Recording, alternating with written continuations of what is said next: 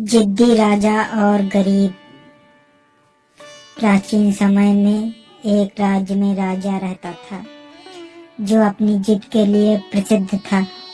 वह हमेशा अपनी बात को सही मानता और दूसरों की सलाह को नजरअंदाज कर देता।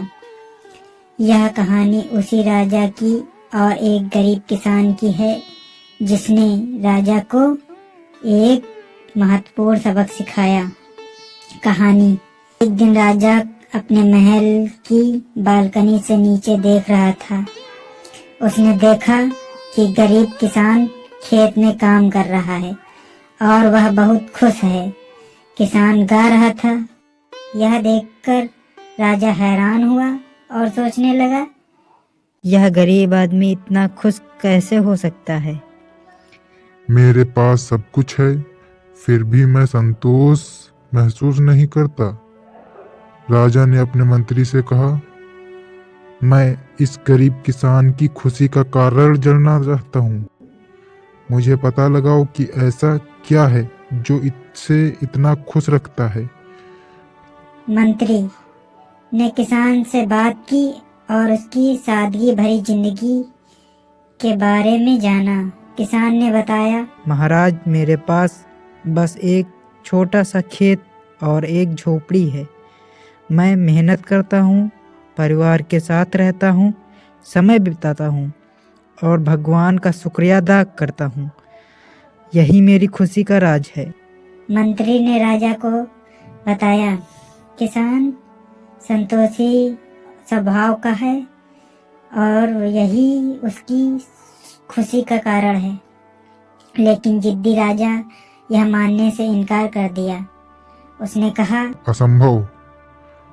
मैं उसे अपनी जिद से दुखी कर दूंगा और देखूंगा कि वह तब तक खुश रह सकता है। राजा एक योजना बनाई। अगले दिन उसने किसान को 99 सोने के सिक्कों की थैली भिजवाई। किसान इसे देखकर चौंक गया। उसने सिक्कों को गिना और खुश होकर सोचा, अगर मैं एक सिक्का जोड़ दूं तो यह 100 हो जाएंगे। और अब किसान ने दिन रात मेहनत करना शुरू कर दिया ताकि वह एक सोने का सिक्का कमा सके। उसकी खुशी गायब हो गई। कुछ दिन बाद राजा ने किसान को देखा और थका हुआ और दुखी लग रहा था। राजा ने मंत्री से कहा, देखो मेरी जिद जीत गई। अब वह किसान भी खुश नहीं है। मंत्री ने जवाब दिया, महाराज, आपने अपनी जिद पूरी कर ली, लेकिन क्या आपने कुछ सीखा? खुशी संतोष में है, ना कि धन या जिद में। राजा को अपनी गलती का एहसास हुआ और उसने किसान से माफ़ी मांगी। नैतिक शिक्षा। संतोष ही सच्चा धन है। लालच और जिद केवल दुख का कारण बनते हैं। धन्यवाद।